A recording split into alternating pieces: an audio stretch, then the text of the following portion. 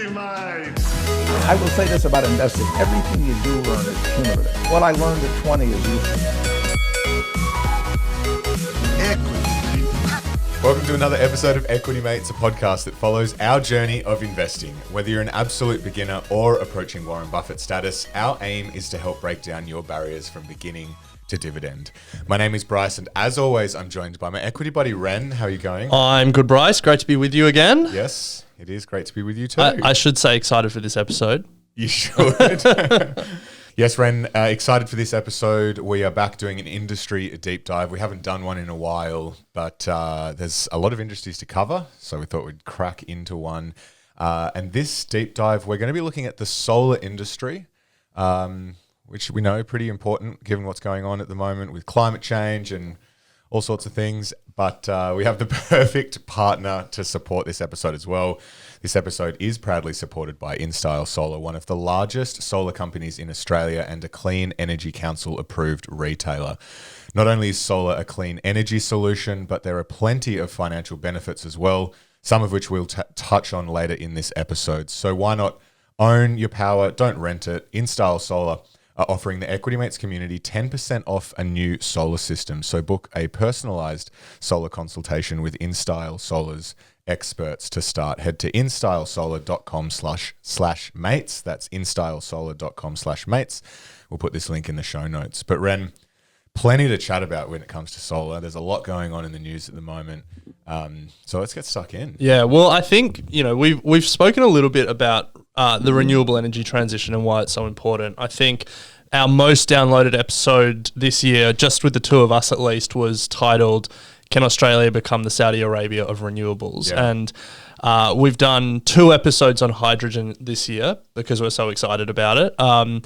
And there's plenty of reason to be excited. Like, the best investing opportunities come in this big societal disruptions, and the one that sticks in our mind is the internet, and we've seen just how big the change was, and how that there were so many companies that were destroyed in some ways, but so many that have emerged, and we're undergoing another massive societal disruption, driven by new technology, driven by climate change, obviously, enabled by a lot of government policy. And as investors, there's a real opportunity there. And we've spoken about hydrogen a lot. There's a lot of excitement. Obviously, lithium is just so hot in Australia because of batteries.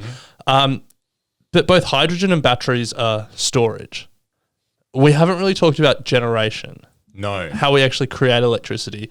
But the old school world of coal, oil, and gas isn't how we're going to create hydrogen, isn't how we're going to create electricity to store in batteries. So let's take a step back in the supply chain, or the production chain, and let's talk about how we're actually going to generate the thing. That's it. And look, we have it's a huge transition going on at the moment with this generation of electricity, and it's a massive opportunity, which we're going to touch on now. It's solar, huge opportunity, and we should probably start with a bit of a history lesson, Ren, because the dynamic is changing. The way in which we traditionally generated electricity is quickly changing. Well, quickly and not so quickly. So let's put some numbers to it, because I think that frames where we were, where we are, and also how much of this change is still to come. These numbers that I'm about to talk about include oil. You'll see a lot of numbers talking about renewable generation for electricity generation, and they'll exclude oil, because oil is not generally used to create electricity. It's used to power cars and stuff like that. But I think when we're talking about our energy transition, we're going to have to start talking about oil as well, because where we want to get to is everything being electrified, cars being electrified and stuff like that. So in terms of an apples to apples transition, you have to include oil as well, because solar, wind, hydro, nuclear, whatever it is eventually going to have to replace oil as well. Yeah. So let's put some numbers to it. Let's start with the world. Globally, in 1980, 0% of the world's electricity was generated from solar and wind, and 80% from coal, oil, and gas. 1990, 0.01%. So we're on the board. Coal, oil, and gas still 78%. 2000, solar and wind 0.07%. Coal, oil, and gas 78%. So that held steady, and the remainder is a mix of nuclear, hydro, biomass, like a bunch of other stuff. 2010, solar and wind 0.65% of the world's energy. Coal, oil, and gas ticked up 81%. Interesting. Yeah, not going anywhere. No. 2019, where this data goes to, solar and wind 3.07%. Big jump. Coal, oil, and gas, 79%. Pretty flat. Very flat. All of this data that I'm going to talk to in this section, you can see the website's ourworldindata.org/energy-mix if you want to go directly there. Cracking website. A lot of really interesting data on this stuff. So that's at a global scale. Yeah, so at a global scale, solar and wind's on the board. Hydro and nuclear are on the board as well. Yeah. But coal, oil, and gas is still just such a big, unmovable chunk of where the world's getting electricity from. But I think what we can see is that the last decade has really been a decade of acceleration. So in 2010, in Australia, if we start at home, solar and wind was 1%, coal, oil, and gas 95%. Okay. I mean... Jeez. Not that surprising. Yeah. 2019, solar and wind 5.22%, coal, oil, and gas 91%. So it's shifted, but again, like such a dramatic shift in how the world is thinking about electricity generation hasn't really translated to the numbers yet. And I think for us, that's why it's such an exciting opportunity, because it's early days.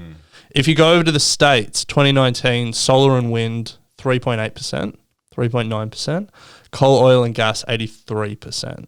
So still a massive chunk. Yeah. I had a look at some other countries. India. Yeah, here we go. Solar and wind 2.9%. Coal, oil, and gas 91%. I mean, as a proportion of what was the States? 3.87.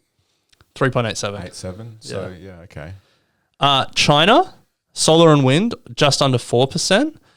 Coal, oil, and gas 85%. But here's an interesting thing about China. I think the world's biggest emitter, but the last decade they have moved the needle. So solar and wind now just under 4%. 2010, 0.45%. Oh, wow. So they've moved. And then coal, oil, and gas in 2010 was 92%. Now it's 85%. So there is a transition underway there. The UK was pretty impressive. Solar and wind, almost 9%. Coal, oil, and gas, 79%. But interesting, the UK, where they really, the UK kicked off the Industrial Revolution and the coal mining industry. And, for 200 years, it was really the UK that led us into coal. Yeah. They, in 1980, coal was 35% of their energy mix. 2019, 3%. Oh, wow. Yeah. Okay, so they have moved the needle. They've moved the needle. Europe has moved the needle. Yeah, I feel like that's where the global leaders are in this space. If you jump into Our World in Data, you can filter by country, and no surprising, some of the best countries in the world, the Nordics, Iceland, particularly impressive. New Zealand, also particularly impressive. Hallmark of those countries? Do you want to have a guess?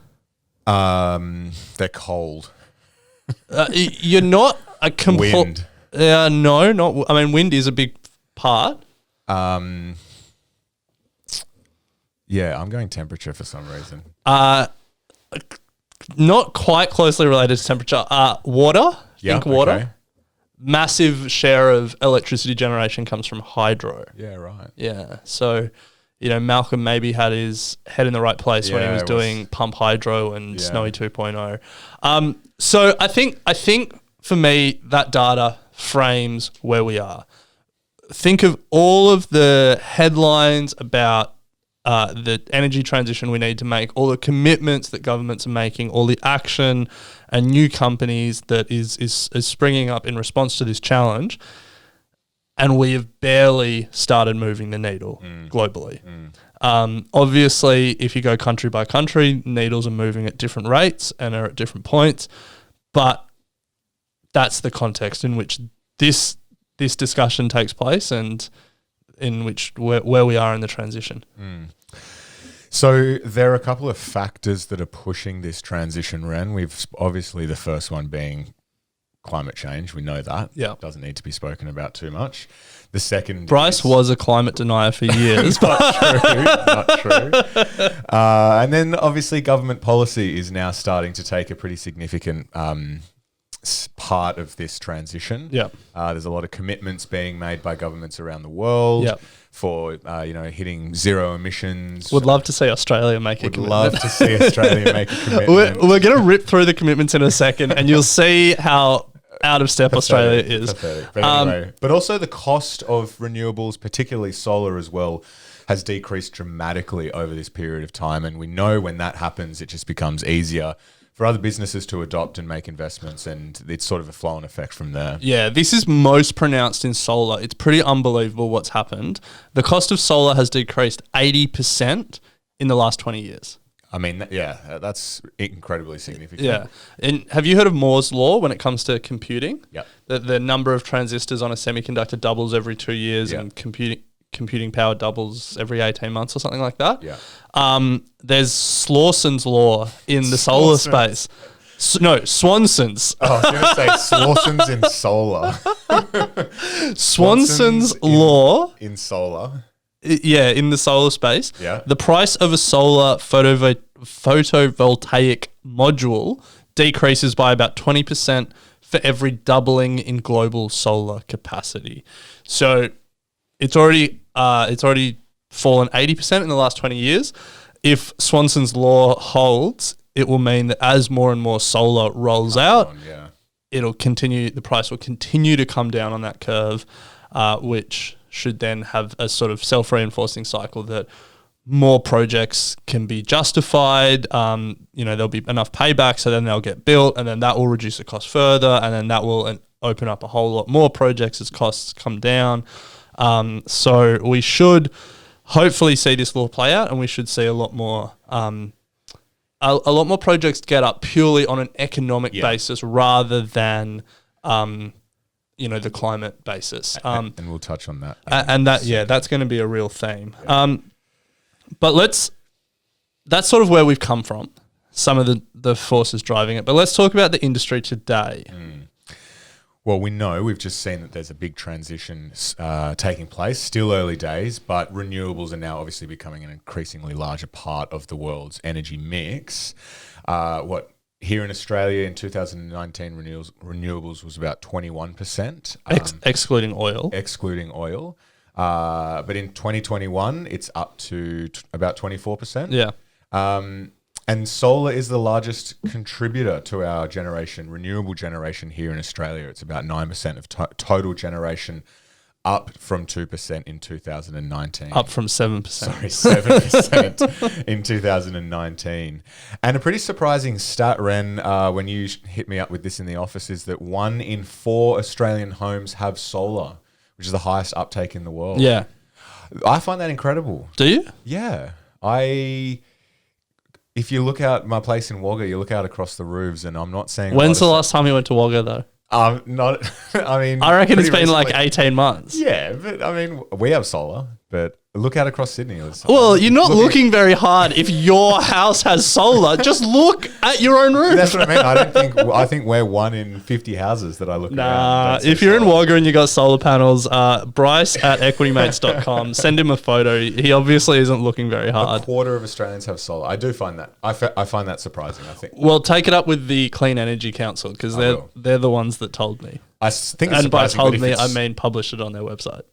I should say that I think it's great, Well, it doesn't sound like it. Bryce, much like News Corp, has become a late convert to the whole we need to act on climate change thing. No. I think it's great. A quarter of Australian households have solar, according to these stats.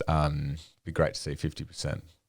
Yeah. Just on that News Corp thing, that annoyed me so much that for 10 years they've denied climate, and then last week they just published all those headlines being like, we need to act. Election like, year. We're gonna be leading the charge. It's like, you guys have been stifling the charge for the last decade. Yeah. You've killed three prime ministers stifling the charge. Yeah.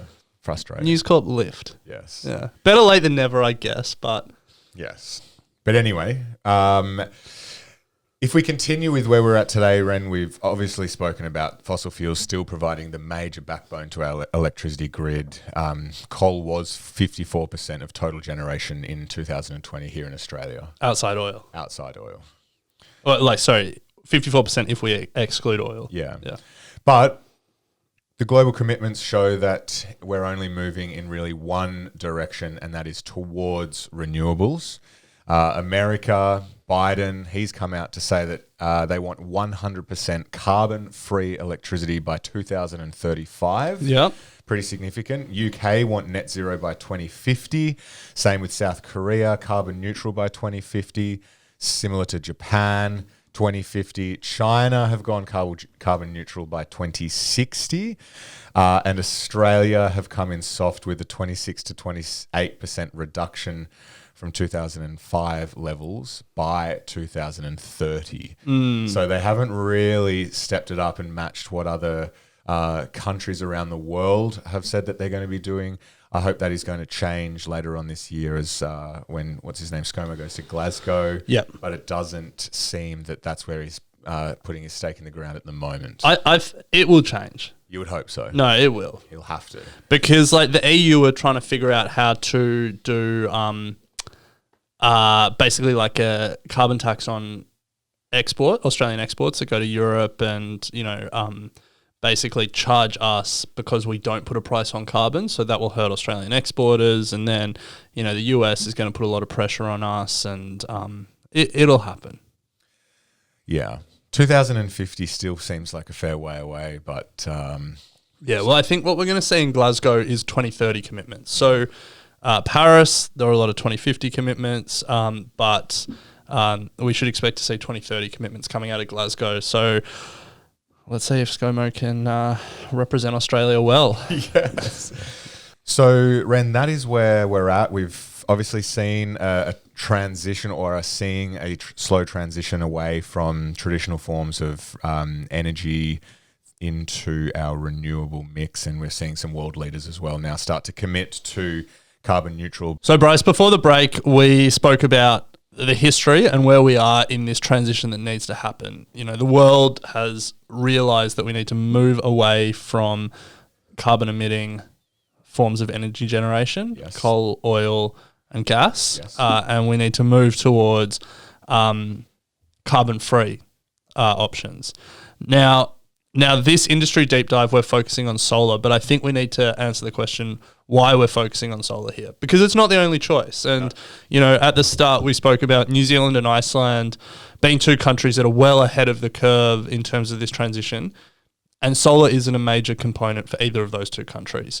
Hydro and wind are really big contributors there. And so when we talk about carbon-free electricity generation, we've got sort of 4 big options and then smaller options after that: solar, wind, hydro, nuclear. What are the small ones? Like running on treadmills. Getting on the push bike. What are the small ones? There's Geothermal. Nice. That's it. Nah, that's not it. Anyway. But yeah, look, they're the ones that really, they're the big choices, and they're the big levers that you can pull. So I guess the question is, why are we focusing on solar? And there's some reasons that are universal, and then we're obviously speaking in an Australian context, and there's some that are quite relevant in Australia, also in the States, and that really can be summed up as we're hot. Yes. But yes. let's talk about the universal ones, because there are reasons why solar is really an attractive option in comparison to some of the other ones. So let's start with cost, because cost is matters.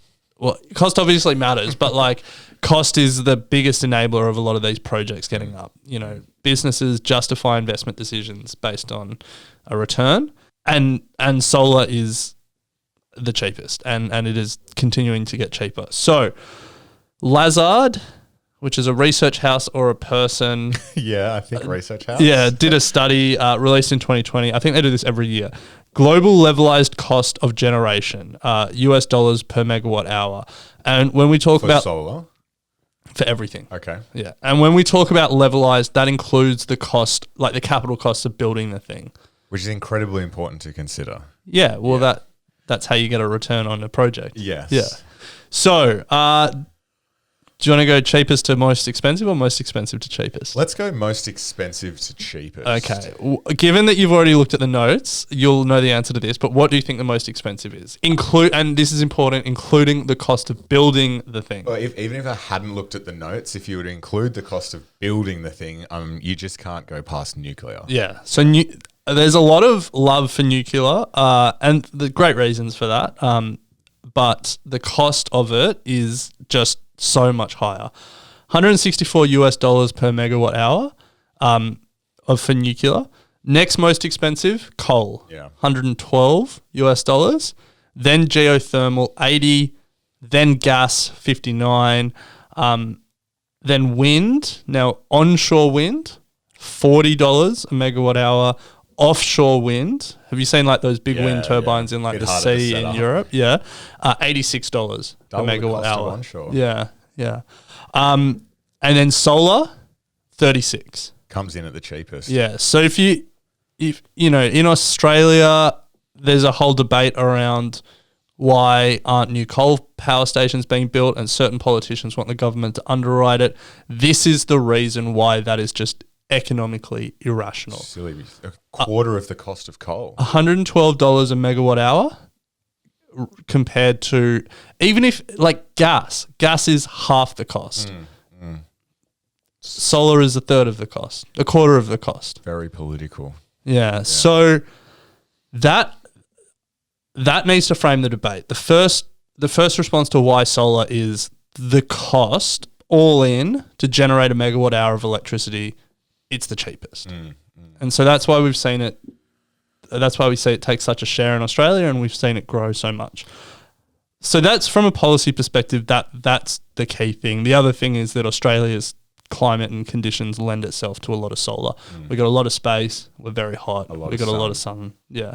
Likely to get more sun. Yeah. But at the start of this episode, you said 1 in 4 Australians have solar panels, and you were surprised by that. And I think this is another key driver. So if all that stuff we just spoke about is from like a policy perspective, there's also a number of reasons why individuals are really driving solar adoption and generation. Cost. Electricity bills. Yeah, same thing. Yeah, you're right. Look, in New South Wales, solar reduces power bills by around $400 per kilowatt per year. So if you're installing an 8 kilowatt system, you can save around $3,400 a year. And the Clean Energy Council estimate that 2.5 million Australian households have installed solar panels on their rooftops and are taking up this advantage. And I can safely say that when my parents installed solar on their roof and seeing what impact it has had on their electricity bills, it's phenomenal. Absolutely phenomenal. Putting electricity back into the grid. As I said, there in Wagga, a lot of sun, a lot of heat, and it's fantastic, really. Like, it's an actual investment. You're getting a bit of return, putting some money back into the grid, not paying any electricity bills. Away you go. Yeah. My parents tried to do the same, and they were told their roof wasn't suitable. What? Yeah, I think it It didn't face the right way? Yeah, I think so. Or there was like another building that like blocked the sun for a lot of the time or heavy. something like that. Yeah. They can't just put it like straight on the top. You know what I mean? Does it have to be on the actual slant of the roof? No, you can if Can you've they got a just- flat roof, you can slant the But I mean, is there like The panels. Can't they just build put some poles up and put it Oh, you- straight up? You mean like lift them like Yeah, 4 lift meters? them up off the roof. No, I don't think the Sydney City Council would be approving that. You know what they put up around scaffolding to put on top of the roof. Just why? Well, if they're going to do that, why don't they just build an extra story on the house? No, I don't think that would get through planning. That would probably also blow out the levelized cost of generation. But yeah, so why solar? Cost is a big driver. And then, you know, as we look to the future and we look to the role that Australia can play in a global energy transition, and, you know, we want to be a net exporter of energy. If you're excited about hydrogen, you need to be excited about these solar and wind generation, because green hydrogen, the hydrogen that is generated from renewable sources, relies on solar, wind, hydro. So that's something that Australia wants to take advantage of. There's a lot of investment in the space, but Australia is also competing with a lot of other countries that are investing heavily in the space. Joe Biden's made a number of commitments around hydrogen. Yeah, it's interesting. It's maybe the equity mates bump again, but it seems as soon as we did the episode on hydrogen, the deep dive, the New South Wales government came out with a hydrogen plan. So that was interesting. There you go, Matt Keane. Shout out to you if you're listening. Well, you're now the Treasurer, but you were the Environment Minister. Our door's always open. So, look, we've answered why solar, you know, from a policy and national perspective, from an individual's perspective, and also from, you know, the need to transition more towards hydrogen. We need to get excited about solar and these other forms of electricity generation to get that clean, green hydrogen that we speak of. But Ren, there are a couple of big projects in the works when it comes to solar. There's a really large-scale battery storage project that's linked to solar underway in Australia. Was this related to the Tesla batteries in Adelaide? Nah, the Tesla batteries in Adelaide are often firing. They're apparently, so when I was at Coles, they obviously looked at them when they were looking at, like, you know, electricity, cost of electricity, all that stuff. They fire incredibly well. They just don't have a lot of capacity. Yeah, okay. So, like, grid goes down, they can keep the grid stable for 15 minutes, but really what they do is they provide price stability. So they just fire so quickly. If prices spike, and they turn off so quickly if prices drop. Think about that compared to a coal plant. Can't flick a switch and turn a coal plant on and off. So that's why coal plants just have to cop the really, like, depressed prices or even negative prices at times. And that's why they're losing a lot of money. Whereas Elon's batteries are just on, off, on, off, on, off. Yeah, wow. So we're seeing a lot of state governments in Australia working towards meeting that zero carbon emission target, and there are a couple of initiatives such as the 15,000 megawatt sun cable project in the NT. Yeah, this is connecting Australia with Asia through a big electricity generating cable. Wow. No, not electricity generating, it's electricity transporting cable. Backed by Mike Cannon-Brooks from Atlassian and Twiggy Forest. So we're using our natural resources sort of from a renewable point of view to send electricity to Asia? Yeah, massive. I think it's like a $30 billion solar farm in the Northern Territory. Big undersea cable to Singapore. Why not use it for us? Or are we using it for us as well? Well, I think that the amount of electricity that they're generating...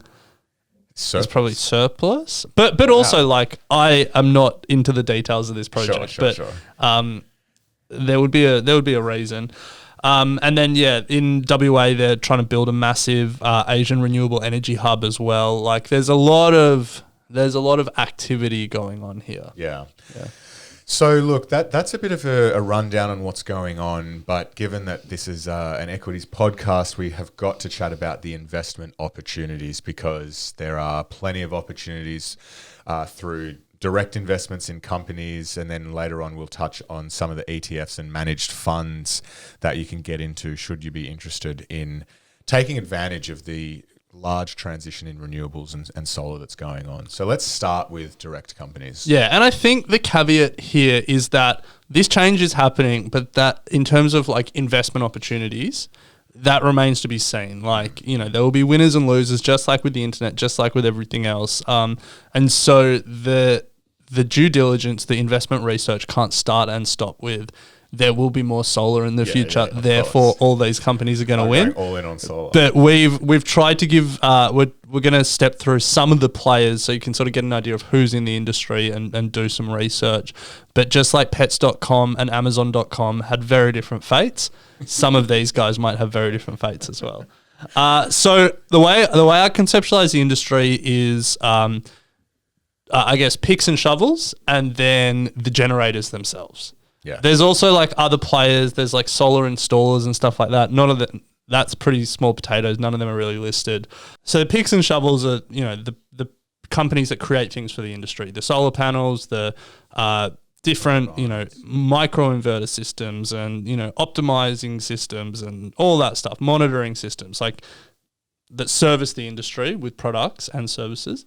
And then the generators themselves, those that are building sort of large scale electricity generation plants. So let's start, Ren, with the picks and shovels companies, the manufacturing components and panels. Mind you, the companies and funds that we go through here, we only have had a look at the USA and Australia. So I'm sure there are plenty of other options over in Europe and Asian countries as well. First Solar, listed on the NASDAQ, the ticker is FSLR. They're manufacturers in the thin film that goes across those solar panels. To go through a few more, Enphase Energy, ENPH, they're a developer and manufacturer of micro inverter systems for the solar photovoltaic industry. Solar Edge Technologies, listed on the NASDAQ, SEDG. They're an Israel-based provider of solar power optimization and PV monitoring solutions.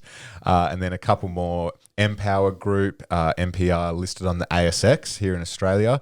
They build and distribute power solutions, including solar panels and battery storage systems, but also moving into the generation, aiming for 20 solar farm sites in the coming years with 100 megawatt capacity. That's interesting.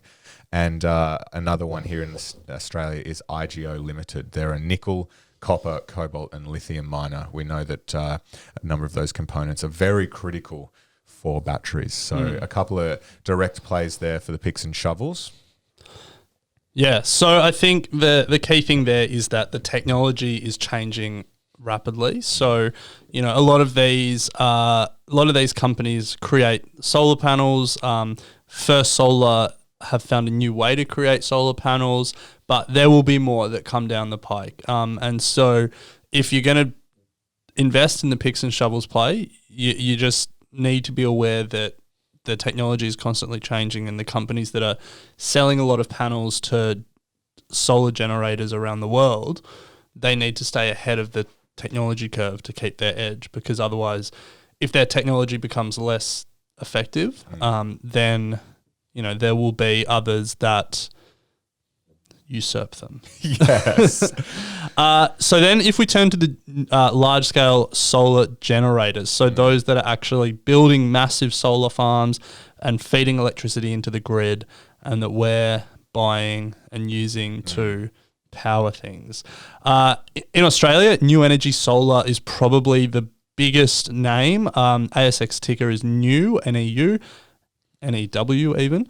And they only started a few years ago, like 2015, I think, and they have basically rolled up a bunch of solar farms, and then they're building a whole bunch of their own, and they operate them. So that's a big name in Australia. Over in the US, Brookfield Renewables, BEP is the ticker. They operate a number of solar generating facilities, but also wind farms, hydroelectric plants. What you'll see in the US and Europe is that a lot of these renewable generators play across solar, wind, hydro. In Australia, Infigen Energy, IFN, a handful of solar projects, 3 in Queensland, 1 in New South Wales. GenX Power, another generator that's building a solar plant up in Queensland. Tilt Renewables, a big operator of wind, and it also has some solar generation. One European company that we've included is Iberdrola, which is a big Spanish energy generator. I think it's one of the biggest in the world, and it's made massive investments in solar and wind generation. And I think it's important here to note that a lot of the traditional power generators, the AGLs and the Origins in Australia, are making investments in renewables. So there's obviously most of the companies here we've touched on are like pure play solar or wind or renewable generators, but then there are also the legacy electricity generators that are moving into the space as well. So one thing to watch in terms of the industry. Yeah. And then a final one, you'll see a number of infrastructure companies that own a whole array of infrastructure that includes some renewable energy generation. One company that I've included here is Infratil. Infratil.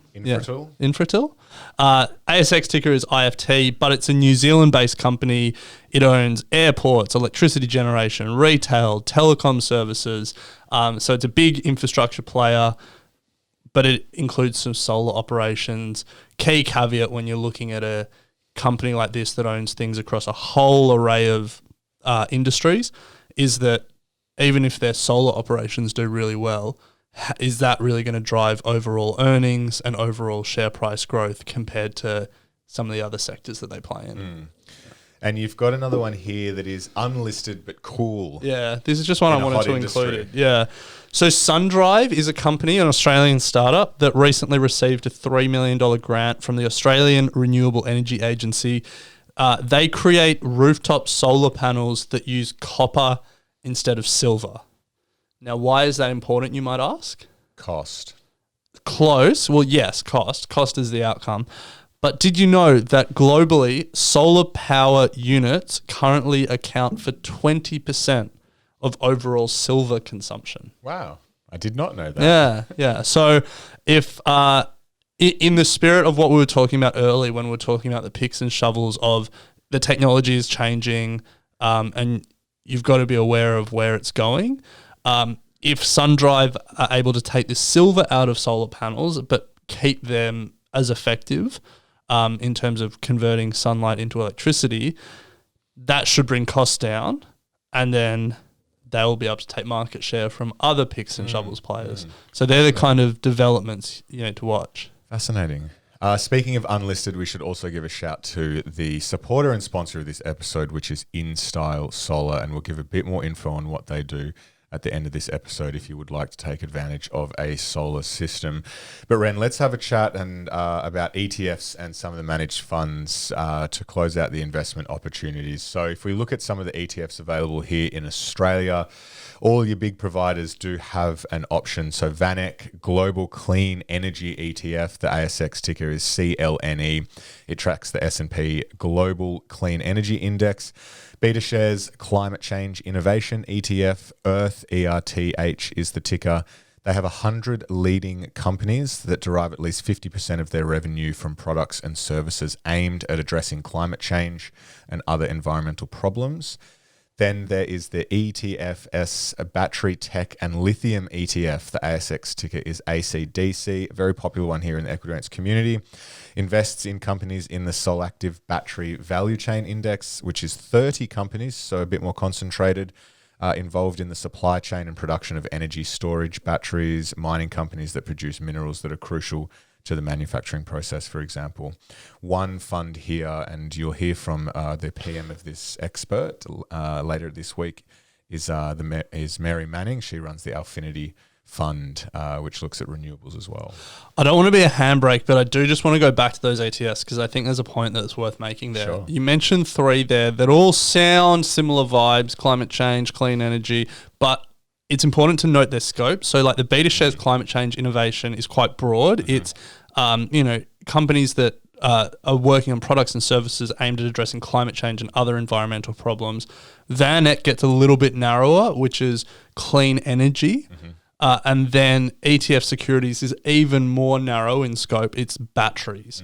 So I think it's just when you're making that investment decision, it's really important to be aware of exactly what the companies are, because they all are playing in a similar space.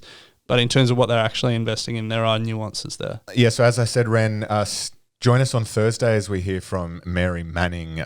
She is PM over at Alfinity, and we'll do a bit of a deep dive on her thoughts in the renewable space. But let's turn to some of the ETFs globally. So when we look globally, and when we've looked globally here, we've just looked at America, but you can look at Europe as well. But I think as far as I could see in the States, there's one pure play solar ETF.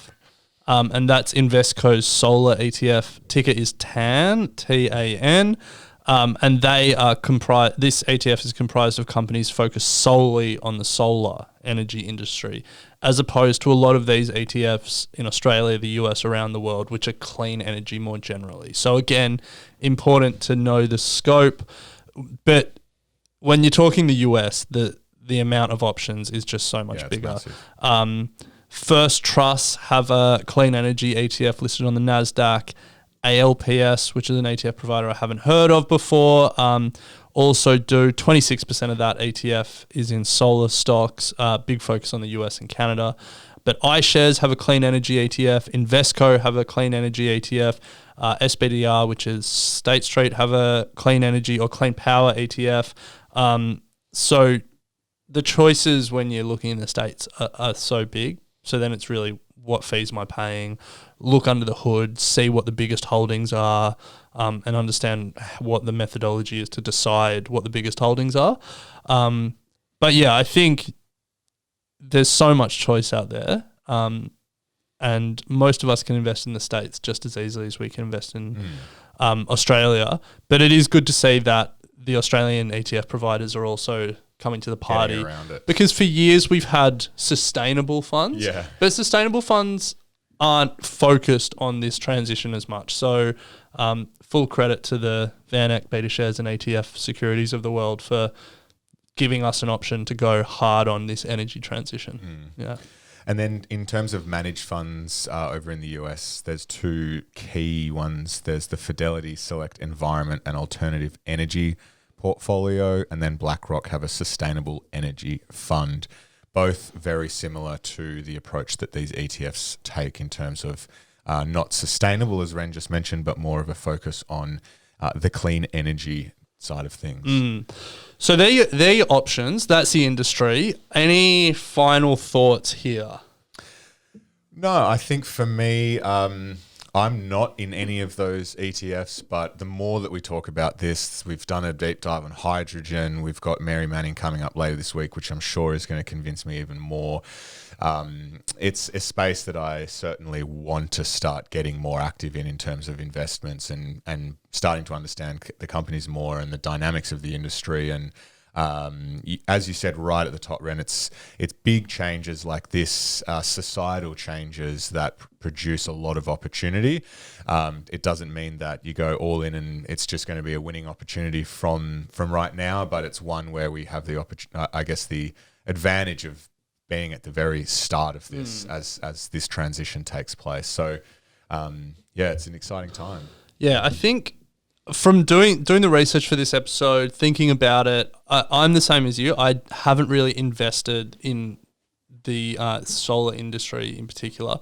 But I think my four key takeaways are, first of all, this energy transition is just getting started, and it's going to continue and accelerate. So that's undeniable. The second thing is that the cost of solar makes it the best option, both at a policy level, also at an individual level. Like, people are saving money from solar, and so that's indisputable.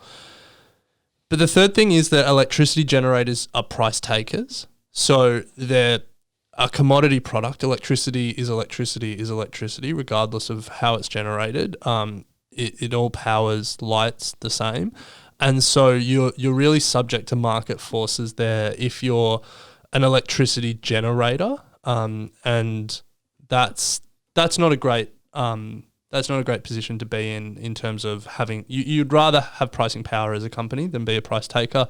And then the fourth thing is that the technology is just changing so quickly in terms of the picks and shovels space and who's going to win that. It's not particularly within my area of competence, but it's understandable. But just that the technology is changing really fast, new ways of manufacturing cells, new ways of what goes into cells, and the effectiveness of the cells themselves is constantly changing. So for me, it's a fascinating industry. It's an industry that is only going to grow, but in terms of who wins market share in that industry, for me, that's the uncertainty when it comes to actually investing in it. Yeah. So look, we hope by the end of this episode we've been able to help you understand the solar industry a little more. As we discussed, there are plenty of benefits, and this episode was proudly sponsored by InStyle Solar, a Clean Energy Council approved retailer with over 20,000 installations to date. Not only is solar a clean energy solution, but you can consider it an investment opportunity. On average, InStyle Solar customers get a 20% return every year over 25 years for their solar system.